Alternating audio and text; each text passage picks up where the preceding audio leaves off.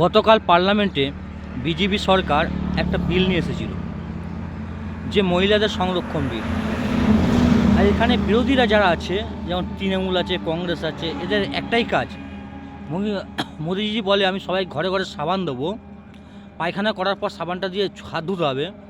সেই বিল যদি মোদিজি নিয়ে আসে না, তারাও বিরোধী করবে এই যে চারটে পুট্টে দেশবিরোধী দলগুলো আছে, টিএমসি, সিপিএম, কংগ্রেস, যারা বিটিসির হয়ে কাজ করে, যারা নিজের স্বার্থের জন্য কাজ করে, অন্যের স্বার্থের নয়, নিজের জন্য কাজ করে, দেশের বিরোধিতা করে। এসব চারটে পুট্টের চামুন্ডাগুলো ওই পায়খানা করে হাত ধোয়ার জন্য যদি বিল নিয়ে আসা হয়, সেটা ওরা বিরোধী করে।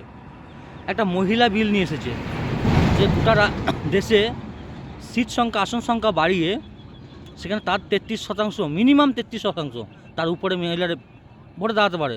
মিনিমাম 33% ওখানে দাঁড়াতেই হবে, দিতেই হবে সিট তাদেরকে। সেই বিল নিয়ে এসেছে, সেটা তারা বিরোধিতা করছে।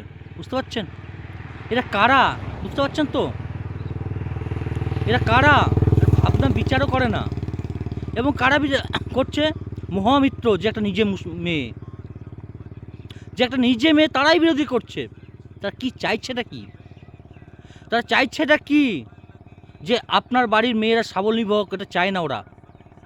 ওরা চায় না আপনার বাড়ি থেকে নিচের স্তরের মেয়েগুলো উঠে আসুক, ওরা এটা চায় না। আর বিজেপি দেখুন তো, কোথা থেকে কই বাড়িতে পাঠ করে সেই রকম বাড়ির মেয়েদেরকে তুলে নিয়ে চলে আসে।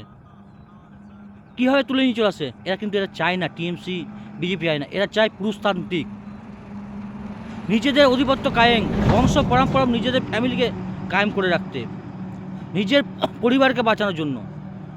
আদার্স কিছু চায় না। যে আর একটা গরিব ঘরের মেয়ে উঠে আসুক, এই জিনিসটা চায় না। ভাববেন, গ্রাম বাংলার মেয়েরা ভাববেন, শহরের মেয়েরা ভাববেন, যে আপনারা কাদেরকে ভোটটা দিচ্ছেন।